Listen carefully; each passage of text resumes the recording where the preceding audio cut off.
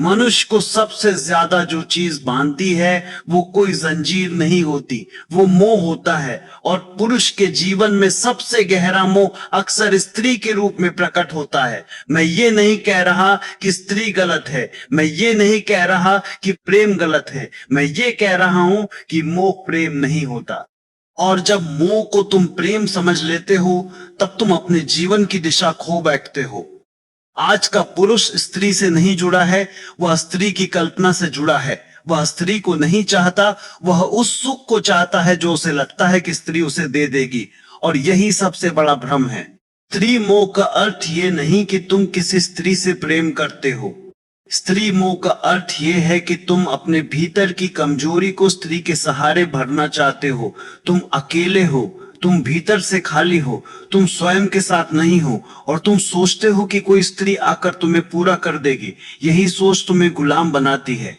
ध्यान से समझो, जो व्यक्ति खुद के साथ नहीं रह सकता वह प्रेम में नहीं पड़ता, वह निर्भरता में पड़ता है। और निर्भरता का अंत हमेशा दुख में होता है। आज पुरुष स्त्री को देवी भी बनाता है और उसी स्त्री को दोष भी देता है। क्यों? क्योंकि उसने स्त्री से वह उम्मीद रखी जो कोई इंसान पूरी नहीं कर सकता। तुमने स्त्री को अपना सहारा बना लिया, तुमने स्त्री को अपनी शांति बना लिया, तुमने स्त्री को अपनी पहचान बना लिया। और जब वह स्त्री तुम्हारी उम्मीद के अनुसार नहीं चलती, तुम टूट जाते हो। फिर तुम कहते हो स्त्रियां धोखा देती हैं, स्त्रियां स्वार्थी होती है, स्त्रियां समझती नहीं। लेकिन सच यह है कि तुमने स्त्री को बोझ बना दिया था। तुम्हारी शांति का बोझ, तुम्हारी खुशी का बोझ, तुम्हारी सफलता का बोझ। और कोई भी इंसान इतना बोझ उठाने के लिए नहीं बना। स्त्री मोह का एक गहरा रूप है कामना। कामना सिर्फ शरीर की नहीं होती, कामना ध्यान की भी होती है, कामना साथ की भी होती है, कामना स्वीकृति की भी होती है। तुम चाहते हो कोई तुम्हें देखे, कोई तुम्हें चुने, कोई तुम्हें खास माने। और जब स्त्री तुम्हें यह एहसास देती है तुम उसे प्रेम समझ लेते हो। लेकिन ये प्रेम नहीं है, ये अहंकार की तृप्ति है। अहंकार कहता है कोई मुझे चाहता है, इसका मतलब मैं महत्वपूर्ण हूं। और जब वो चाह कम हो जाती है तुम भीतर से गिर जाते हो।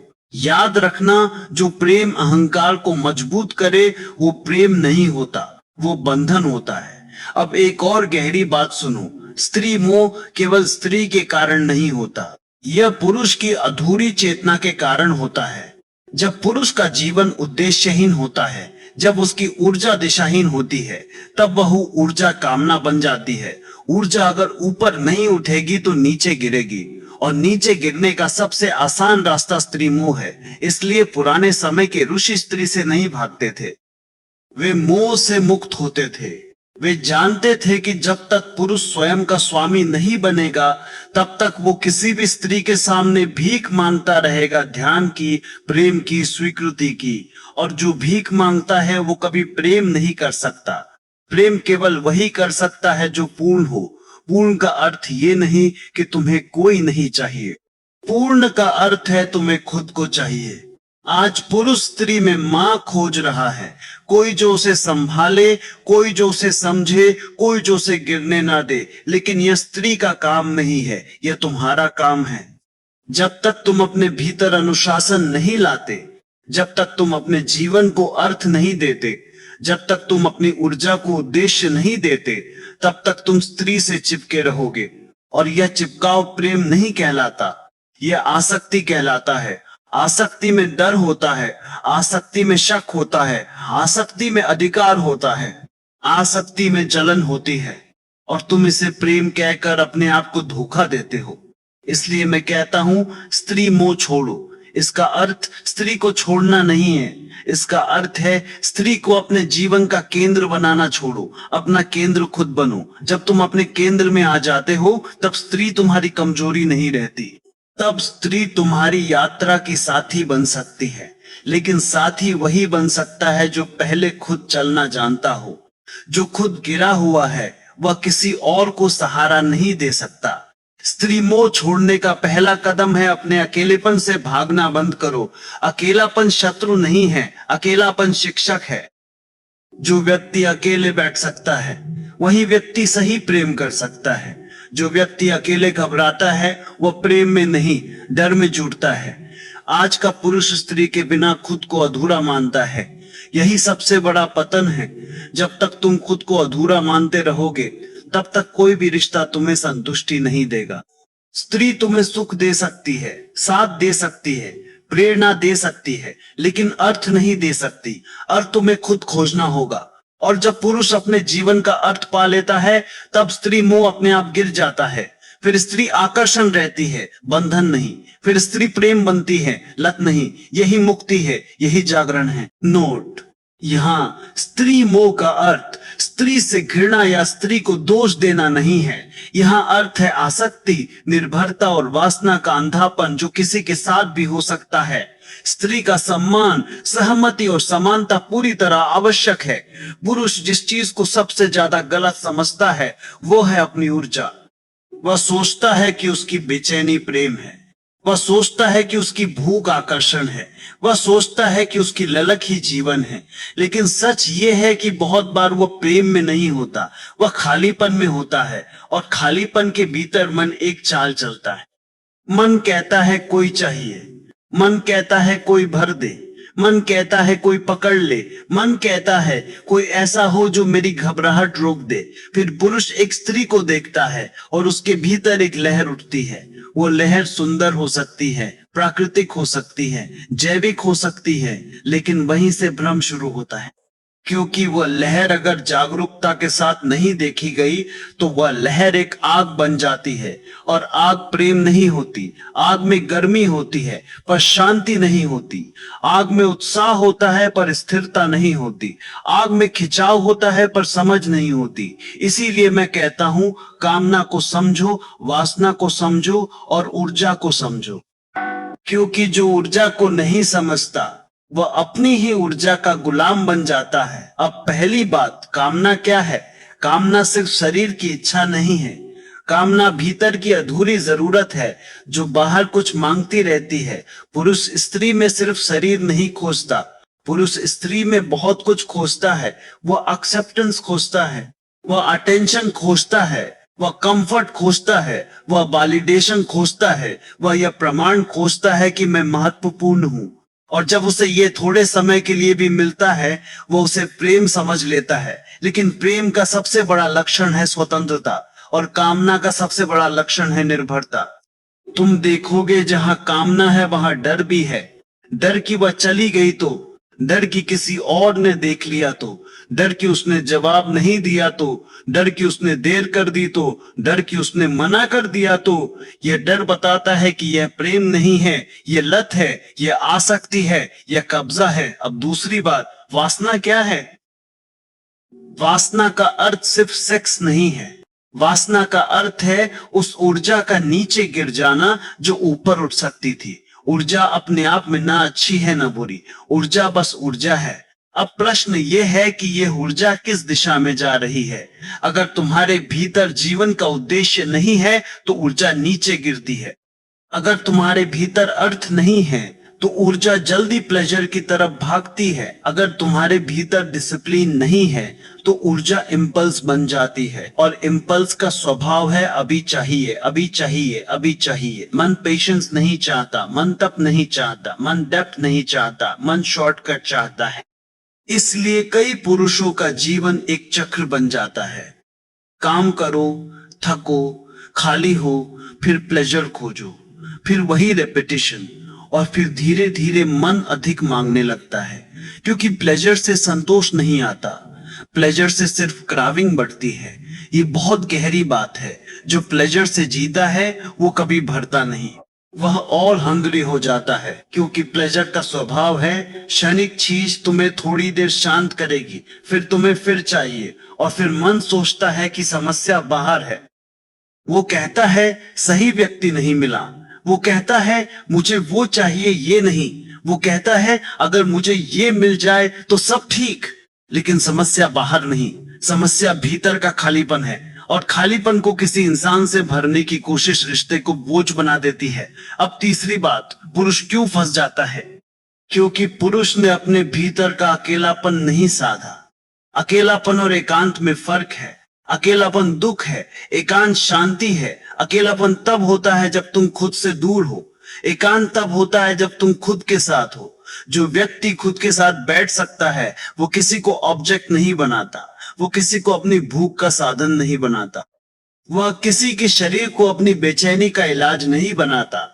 लेकिन जो व्यक्ति खुद के साथ नहीं बैठ सकता वह दूसरे को पकड़ता है, वह दूसरे को पकड़कर अपने भीतर की घबराहट दबाता है और फिर वह उस पकड़ को प्रेम का नाम दे देता है। यही मोह है। मोह का अर्थ है प्रेम के नाम पर पकड़। अब मैं तुम्हें एक कड़वा सच बताता हूँ। पुरुष कई बार स्त्री से प्रेम नहीं करता, वह स्त्री से मुक्ति चाहता है। मुक्ति किससे?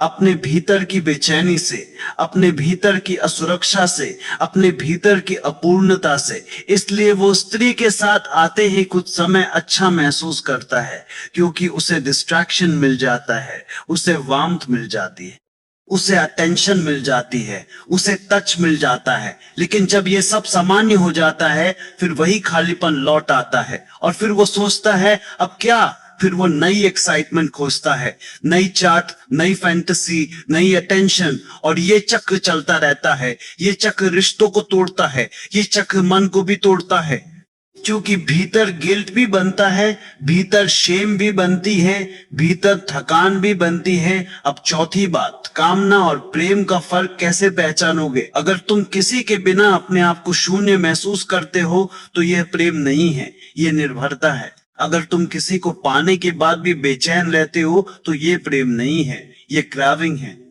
अगर तुम्हें लगातार कंट्रोल करने की इच्छा हो तो यह प्रेम नहीं है, यह डर है। अगर तुम्हें जेलसी जलाती है तो यह प्रेम नहीं है, यह इनसिक्योरिटी है। प्रेम का लक्षण है सम्मान, प्रेम का लक्षण है स्वतंत्रता, प्रेम का लक्षण है सुरक्षा बिना कब्जे के, प्रेम का लक्षण है खुशी बिना मांग के। प्रेम में तुम दूसरे को खिलते हुए देखकर खुश होते हो, कामना में तुम दूसरे को अपने अनुसार झुकते हुए देखकर खुश होते हो। यही फर्क है। अब पांचवी बात, तो पुरुष बाहर नहीं भीतर क्या करे, यही असली साधना शुरू होती है। पहला कदम है ऊर्जा को देखना। जब डिजायर उठे उसे दबाओ मत, उसे जस्टिफाई भी मत करो, उसे ऑब्जर्व करो, क्योंकि ऑब्जर्वेशन से तुम एनर्जी के मालिक बनते हो और उनकॉन्शियसनेस से एनर्जी तुम्हारी मालिक बन जाती है। जब डिजायर उठे अपने आप से पूछो, ये सच में डिजायर है या लोनलीनेस, या अट्रैक्शन है या बोर्डम, या प्रेम है या वैलिडेशन की भूख, या शरीर की जरूरत है या ईगो की जरूरत? यह प्रश्न तुम्हें जागरूक बनाते हैं और जागरूकता ही मुक्ति है। दूसरा कदम है जीवन को अर्थ देना। जिस पुरुष के जीवन में उद्देश्य होता है वह स्त्री को लत नहीं बनाता, वह स्त्री को सहयात्री बना सकता है। उद्देश्य का मतलब सिर्फ पैसा नहीं, उद्देश्य का मतलब है जिस काम में तुम्हारा सम्मान हो, जिस काम में तुम्हारी आत्मा हाँ कहे, जिस काम में तुम खुद को बेहतर बनते देखो। जब तुम्हारी ऊर्जा अर्थ में लगती है तो वासना का अंधापन कम हो जाता है। तीसरा कदम है अनुशासन। अनुशासन का अर्थ सुप्रेशन नहीं, अनुशासन का अर्थ डायरेक्शन। तुम्हारी ऊर्जा बचेगी तभी जब तुम उसे बिखरने नहीं दोगे। फोन की आदत, फोन का कंजम्पशन, रातों की स्क्रॉलिंग, लगातार फैंटेसी, ये सब ऊर्जा को नीचे गिराते हैं और फिर तुम्हें लगता है कि तुम्हें और चाहिए, लेकिन असल में तुम्हें और नहीं चाहिए, तुम्हें ऊर्जा का संरक्षण चाहिए। चौथा कदम है सम्मान और सहमति की जागरूकता। ये बहुत जरूरी है। किसी भी आकर्षण में, किसी भी संबंध में दूसरे इंसान की ऑटोनॉमी सबसे ऊपर है। किसी के शरीर पर, किसी के समय पर, किसी के मन पर तुम्हारा अधिकार नहीं। जब तक तुम्हारे भीतर सम्मान नहीं तुम प्रेम की भाषा सीख नहीं सकते, तुम सिर्फ अपनी भूख की भाषा जानते रहोगे। पांचवा कदम है एकांत का स्वाद।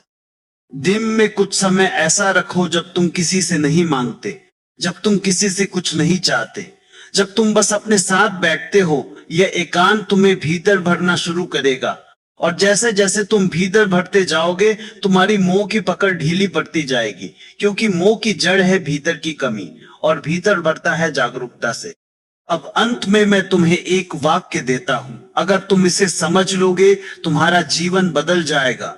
स्त्री को दोष मत दो, अपनी भूख को समझो, क्योंकि समस्या स्त्री नहीं है, समस्या वह अंधापन है जिसमें तुम स्त्री को साधन बना लेते हो। जब तुम अपने भीतर जाग जाते हो, तुम्हारी दृष्टि बदल जाती है। तुम स्त्री को वस्तु नहीं व्यक्ति देखते हो, तुम साथ को जरूरत नहीं साझेदारी देखते हो, तुम प्रेम को लत नहीं साधना देखते हो। और यही स्त्री मोह छोड़ना है, स्त्री को छोड़ना नहीं, मोह को छोड़ना, निर्भरता को छोड़ना, वासना के अंधेपन को छोड़ना और प्रेम की जागरूकता को चुनना। नोट, स्त्री मोह छोड़ो का अर्थ स्त्री से दूर भागना नहीं है, अर्थ है आसक्ति, निर्भरता, वस्तु भाव और अहंकार से पैदा हुई पकड़ छोड़ना। स्त्री का सम्मान, सहमति, समानता और सुरक्षा हर स्थिति में अनिवार्य है। अब तक तुमने देखा कि मोह कैसे पैदा होता है, मोह कैसे कामना बनता है, मोह कैसे वासना बनता है, और फिर मोह कैसे रिश्ते को युद्ध बना देता है। अब असली प्रश्न यह है कि क्या स्त्री के साथ रहते हुए भी मुक्त रहा जा सकता है? क्या प्रेम किया जा सकता है बिना निर्भर बने? क्या साथ रहा जा सकता है बिना कब्जे के? हाँ, बिल्कुल, लेकिन इसके लिए प्रेम का अर्थ बदलना पड़ेगा, क्योंकि जिस प्रेम को तुम जानते हो वह अक्सर प्रेम नहीं, सौदा होता है, और जिस साथ को तुम जानते हो वह अक्सर साथ नहीं, पकड़ होती है। जागरूक प्रेम का पहला सूत्र है, स्त्री को लक्ष्य मत बनाओ, स्त्री को साधन मत बनाओ, स्त्री को इलाज मत बनाओ। बहुत पुरुष स्त्री को इलाज बना लेते हैं। इलाज किसका? अपने अकेलेपन का, अपने डर का, अपनी असुरक्षा का, अपने खालीपन का। लेकिन कोई इंसान किसी इंसान का इलाज नहीं होता। इंसान इंसान का साथी हो सकता है, लेकिन दवा नहीं। जब तुम स्त्री को दवा बनाते हो तब तुम उसे दबाव बनाते हो, और दबाव के भीतर प्रेम नहीं पलता, दबाव के भीतर बस डर पलता है। और डर से पैदा हुआ साथ धीरे धीरे हिंसा बन जाता है। हिंसा कभी ऊंची आवाज में होती है, कभी मीठे शब्दों में, कभी कंट्रोल में, कभी सस्पिशन में, लेकिन हिंसा का मूल एक ही है, स्वतंत्रता छीनना। इसलिए जागरूक प्रेम का पहला कदम है अपनी जिम्मेदारी वापस लेना। अगर तुम दुखी हो तो ये तुम्हारी जिम्मेदारी है कि तुम अपने दुख को समझो। अगर तुम इनसिक्योर हो तो ये तुम्हारी जिम्मेदारी है कि तुम अपनी इनसिक्योरिटी के कारण देखो। अगर तुम जेलस हो तो ये तुम्हारी जिम्मेदारी है कि तुम अपने भीतर की तुलना को पहचानो। तुम्हें ये नहीं कहना कि तुमने मुझे ऐसा बना दिया, क्योंकि ये वाक्य प्रेम को गिरा देता है। ये वाक्य दूसरे को दोषी बनाता है, और दोषी बनाकर तुम किसी के साथ प्रेम नहीं कर सकते। जागरूक प्रेम कहता है, मैं अपने भीतर देखूंगा, मैं अपने भीतर सुधार लाऊंगा, मैं अपने भीतर की चोट को समझूंगा। ये मैच्योरिटी है, और मैच्योरिटी के बिना कोई प्रेम टिकता नहीं। दूसरा सूत्र है, स्त्री को वस्तु नहीं व्यक्ति समझो। बहुत बार पुरुष स्त्री को भूमिका की तरह देखते हैं, माँ की तरह, सेवा करने वाली की तरह, मनोरंजन देने वाली की तरह, अपनी प्रतिष्ठा बढ़ाने वाली की तरह, अपनी इच्छाओं को पूरा करने वाली की तरह। लेकिन स्त्री भूमिका नहीं है, स्त्री एक संपूर्ण व्यक्ति है। उसके सपने हैं, उसकी सीमाएं हैं, उसका स्वभाव है, उसकी स्वतंत्रता है। जब तुम किसी व्यक्ति को भूमिका बना देते हो, तुम उसे छोटा कर देते हो, और जो छोटा किया गया है वो एक दिन विरोध करेगा, या तो खुलकर या भीतर भीतर टूटकर। और टूटे हुए रिश्ते में प्रेम नहीं बचता, बस आदत बचती है। इसलिए प्रेम का अर्थ है देखना, सच में देखना, बिना अपने प्रोजेक्शन के, बिना अपने फैंटेसीज के, बिना अपनी डिमांड्स के। तीसरा सूत्र है, प्रेम में सहमति और सम्मान सबसे ऊपर है। कई लोग प्रेम को अधिकार समझते हैं। वे सोचते हैं, अब तुम मेरी हो, अब तुम मुझे समय दो, अब तुम मेरी बात मानो, अब तुम वैसा बनो जैसा मैं चाहता हूं। लेकिन प्रेम में अधिकार नहीं होता, प्रेम में इनविटेशन होता है। प्रेम में रिक्वेस्ट होती है, कमांड नहीं। प्रेम में बाउंड्रीज होती है, कब्जा नहीं। अगर तुम किसी स्त्री के साथ हो तो उसकी ऑटोनॉमी सेक्रेड है। उसका ना उतना ही मूल्यवान है जितना उसका हाँ, और उसका ना तुम्हारे ईगो को चोट लगाता है तो ये तुम्हारे ईगो की समस्या है। तुम्हें ईगो की साधना करनी है, स्त्री को दबाना नहीं। ये बहुत जरूरी बात है।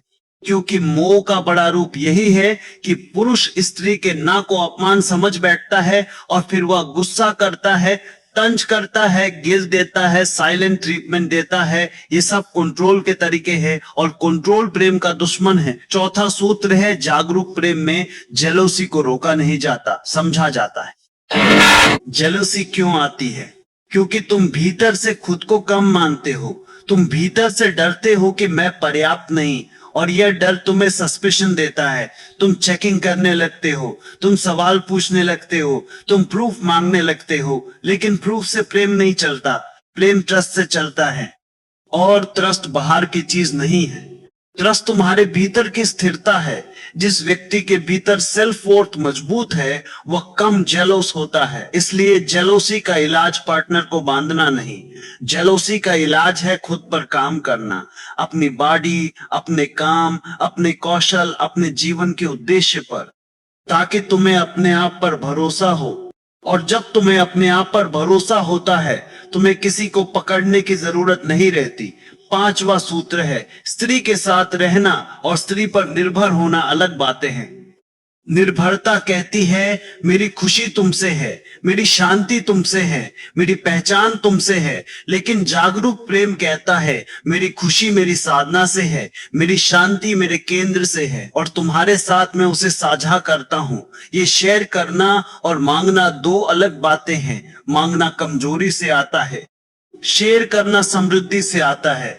जो भीतर से खाली है वो मांगता है, जो भीतर से भरा है वो देता है। और देने का अर्थ सिर्फ चीजें देना नहीं, देने का अर्थ है प्रेजेंस देना, सम्मान देना, समय देना, सुनना देना और स्पेस देना।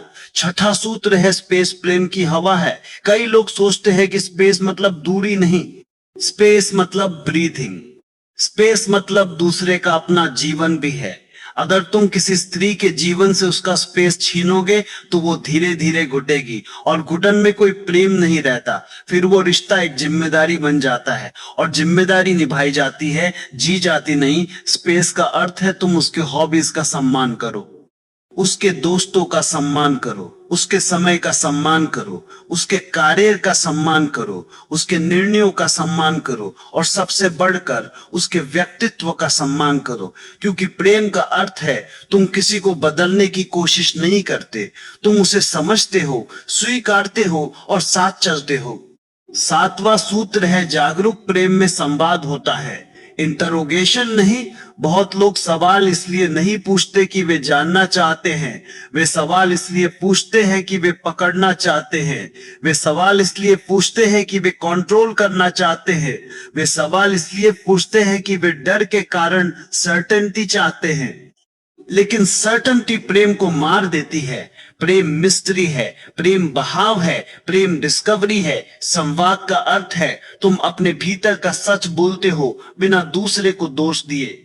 तुम कहते हो मुझे डर लगता है, ये कहने के बजाय कि तुम मुझे डराती हो। तुम कहते हो मुझे इनसिक्योरिटी महसूस होती है, ये कहने के बजाय कि तुम गलत हो। ये भाषा बदलते ही रिश्ता बदल जाता है, क्योंकि ब्लेम हटते ही कनेक्शन बढ़ता है, और कनेक्शन बढ़ते ही मोह कम होता है। आठवां सूत्र है, स्त्री मोह छोड़ने का असली मतलब है अपनी ऊर्जा को ऊंचा उठाना। ऊर्जा अगर नीचे जाती है तो वो क्राविंग बनती है, ऊर्जा अगर ऊपर जाती है तो वो क्लैरिटी बनती है, ऊर्जा अगर ऊपर जाती है तो वो क्रिएटिविटी बनती है, ऊर्जा अगर ऊपर जाती है तो वो डिसिप्लिन बनती है। इसलिए अपने जीवन में ऐसा कुछ होना चाहिए जो तुम्हें ऊपर उठाए। कोई स्किल, कोई साधना, कोई लक्ष्य, कोई सेवा, कोई कला, कोई अर्थ। अगर तुम्हारा जीवन खाली है तो मोह तुम्हें खा जाएगा, अगर तुम्हारा जीवन अर्थ से भरा है तो मोह ढीला पड़ जाएगा। नौवां सूत्र है, स्त्री के साथ रहते हुए भी पुरुष को पुरुषत्व की नई परिभाषा सीखनी होगी। पुरुषत्व का अर्थ डोमिनेशन नहीं, पुरुषत्व का अर्थ सेंसिटिविटी है, पुरुषत्व का अर्थ रिस्पॉन्सिबिलिटी है, पुरुषत्व का अर्थ सेल्फ कंट्रोल है, पुरुषत्व का अर्थ है अपने शब्दों और व्यवहार पर नेतृत्व। जो व्यक्ति अपने मन का मालिक नहीं, वह प्रेम का मालिक कैसे बनेगा? जो व्यक्ति अपने क्रोध को नहीं संभालता, वह प्रेम कैसे करेगा? जो व्यक्ति अपनी कामना को नहीं देखता, वह सम्मान कैसे करेगा? इसलिए अपनी साधना शुरू करो। दिन में कुछ मिनट अपने साथ बैठो, अपने इंपल्सेस देखो, अपने ट्रिगर्स देखो, अपने ईगो की भूख देखो और धीरे धीरे बिना हिंसा के खुद को बदलो। 10वां सूत्र है, जागरूक प्रेम में स्त्री को केंद्र नहीं बनाया जाता। केंद्र तुम्हारा अपना भीतर होता है। जब केंद्र भीतर होता है, रिश्ता सुंदर होता है। जब केंद्र बाहर होता है, रिश्ता डर बन जाता है, क्योंकि बाहर का केंद्र हमेशा अस्थिर होता है। लोग बदलते हैं, परिस्थितियां बदलती हैं, भावनाएं बदलती हैं, समय बदलता है। अगर तुमने अपनी शांति दूसरे पर रख दी तो तुम हमेशा भय में रहोगे, लेकिन अगर तुमने अपनी शांति अपने भीतर रख दी तो तुम प्रेम में रहोगे, क्योंकि तब प्रेम जरूरत नहीं, उपहार बन जाता है। अब अंत में मैं तुम्हें एक सीधा सूत्र देता हूं। स्त्री के बिना अधूरा महसूस करना मोह है। स्त्री के साथ पूर्ण महसूस करना प्रेम है। पूर्ण का अर्थ ये नहीं कि तुम अकेले सब कर लो। पूर्ण का अर्थ ये है कि तुम अपने भीतर टिके हो। तुम्हें किसी को पकड़कर जीना नहीं पड़ता। तुम साथ चुनते हो, मजबूरी नहीं। तुम प्रेम देते हो, मांगते नहीं। तुम सम्मान करते हो, नियंत्रित नहीं। और यही असली मुक्ति है। यही स्त्री मोह छोड़ना है। यह स्त्री से दूर जाना नहीं, यह अपनी कमजोरी से दूर जाना है, यह अपनी लत से दूर जाना है, यह अपने ईगो के खेल से दूर जाना है और प्रेम की जागरूकता में प्रवेश करना है। जब तुम ऐसा कर पाते हो, तब स्त्री तुम्हारे जीवन में फूल की तरह आती है, सुगंध देती है, सुंदरता देती है, पर तुम्हें बांधती नहीं और तुम भी उसे बांधते नहीं। तब रिश्ता बंधन नहीं, यात्रा बनता है। तब साथ बोझ नहीं, उत्सव बनता है। तब प्रेम कमजोरी नहीं, शक्ति बनता है।